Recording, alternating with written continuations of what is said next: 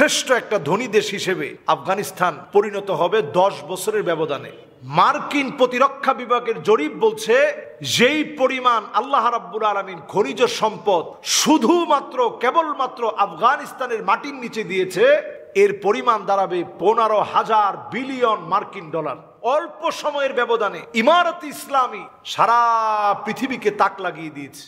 এক ভাই প্রশ্ন করেছেন যে ইমারত ইসলামী আফগানিস্তানের যে সফলতা দেখা যাচ্ছে এর পিছনের কারণ কি? আলহামদুলিল্লাহ, এই নিউজগুলো আমাদের মনগুলোকে বড় করে দেয়।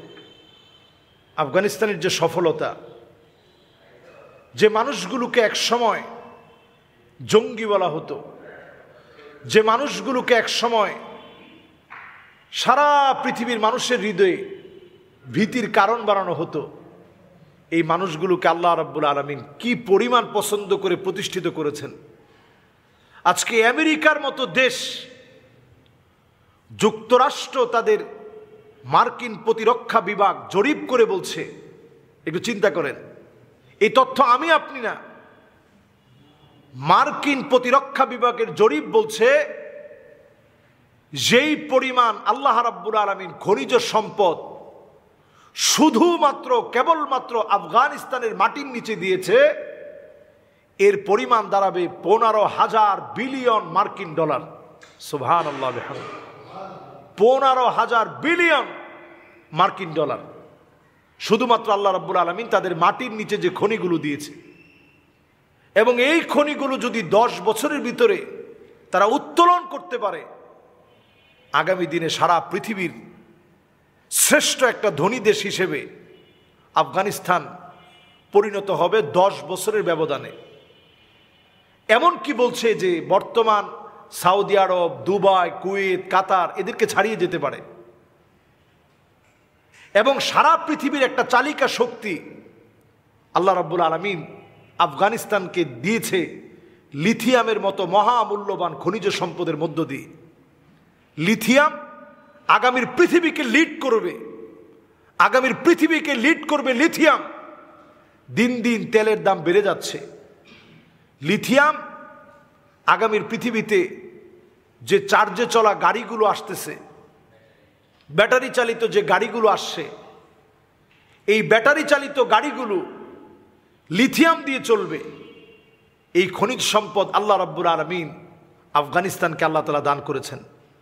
2010 সালের ভূতাত্ত্বিকদের তথ্য মতে, তাদের মূল্যায়ন মতে, পেন্টাগনে একটি সেমিনারে তারা জরিপ করে কথা বলেছিল, লিথিয়ামের যে বিপুল পরিমাণ মজুদ আফগানিস্তানে রয়েছে, পেন্টাগন থেকে তখন 2010 সালেই এই আফগানিস্তানকে সৌদি আরব বলে, দ্বিতীয় সৌদি আরব বলে আখ্যায়িত করা হয়েছে, যে সৌদির মতো বিরাট একটা অর্থনৈতিক সমৃদ্ধ একটা দেশ হবে আফগানিস্তান। এই জন্য তারা টার্গেট করে আমার আফগানকে ধ্বংস করার চেষ্টা করেছে। আল্লাহ রাব্বুল আলামিন ধ্বংস হতে দেয়নি। অল্প সময়ের ব্যবধানে ইমারত ইসলামী সারা পৃথিবীকে তাক লাগিয়ে দিয়েছে। আল্লাহ তাআলা কেমন যেন বোঝাচ্ছে, দুনিয়া আখিরাতের সাফল্য কোরআন মানার ভিতরে। শুধু তারা খিলাফত প্রতিষ্ঠিত করার কারণে আসমান থেকে আল্লাহ তাআলা যেমন নিয়ামত দিচ্ছে, জমিন থেকে নিয়ামত, এমন ভাবে জমিনের ভিতরে নিয়ামত, জমিনের ভিতরে আল্লাহ তাআলা পুথিত করে রেখেছে লিথিয়ামের মতো মহামূল্যবান খনিজ সম্পদ। এগুলো আল্লাহর পক্ষ থেকে দেওয়া। আজকে আমরা যদি ইসলামের দিকে আসতাম, আমাদের দেশ এর চেয়ে বেশি সমৃদ্ধ হতে পারত। দেখুন, একটার পর একটা যদি আমরা পরিসংখ্যান দেখি, আফগানিস্তানে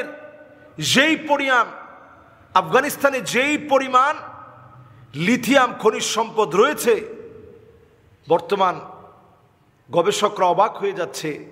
দৈর্ঘ্যে এটা 900 কিলোমিটার। সুবহানাল্লাহ, 900 কিলোমিটার দৈর্ঘ্যে, 900 কিলোমিটার, প্রস্থে 200 কিলোমিটার, পুরাটা জুড়ে লিথিয়ামের খনিজ সম্পদ। ধারণা করা হচ্ছে এই লিথিয়াম খনিজগুলো, এটার প্রায় জীবনকাল 70 বছর। এটা আমাদেরকে আরেকটা বার বলে দিচ্ছে এই পৃথিবীর উত্থানে কালো পতাকাধারী খোরাসানের বাহিনী তারা শক্তিশালী হবে, অর্থনৈতিকভাবে সমৃদ্ধ হবে, মাজলুম মুসলমানদেরকে উদ্ধারের পিছনে কাজ করবে। দেখুন, এই লিথিয়ামগুলোর বয়স 70 বছরের বয়সকাল উল্লেখ করছে গবেষকরা। তার মানে চিন্তা করেন, এখন আমাদের কিন্তু ঘুমিয়ে থাকার সময় না, এই সময়টা আমাদের জেগে ওঠার সময়, এই সময়টা আমাদের গবেষণা করার সময়, এই সময়টা আল্লাহর দিকে ফিরে আসার সময়, যখন পৃথিবীর একটা মোড় চেঞ্জ হওয়ার সম্ভাবনা রয়েছে। ঠিক সেই সময় আমরা দাঁড়িয়ে আছি। এই দাঁড়িয়ে থেকে আজকে রক্তক্ষয়ী মাজলুম মুসলমান সারা দুনিয়াতে যখন মার খাচ্ছে, এই মুসলিমদেরকে হেফাজতের লক্ষ্যে আমি আপনি নিজেকে ব্যতিক্রম বানাই। আফগানিস্তানের বড় বড় ব্যক্তি নিজেকে ব্যতিক্রম বানিয়েছে। পৃথিবীর যে কোনো মোড়লদের কাছে সে তার স্বকীয়তা নিয়ে প্রবেশ করছে, তার ড্রেস আপ, তার সুন্নাহ, তার লেবাস সব ঠিক রেখে প্রবেশ করছে। বাদা আল ইসলাম গরিবান ওয়া সায়াউদু গরিবান তুবা লিল গুরাবা।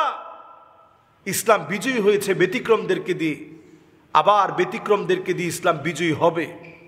এই বিজয়ী হওয়ার জন্যে আমি আপনি নিজেকে ব্যতিক্রম বানাই, আমি আপনার নিজের দৃষ্টিভঙ্গিকে পরিবর্তন করি, ব্যতিক্রম হই, নিজেকে সাধারণ বানাই। আল্লাহর সামনে দাঁড়াতে হবে এই ভয় আমাদের ভিতরে জাগ্রত করি। আল্লাহ তৌফিক দান করুক। আসসালামু আলাইকুম ওয়া রাহমাতুল্লাহি ওয়া বারাকাতুহু।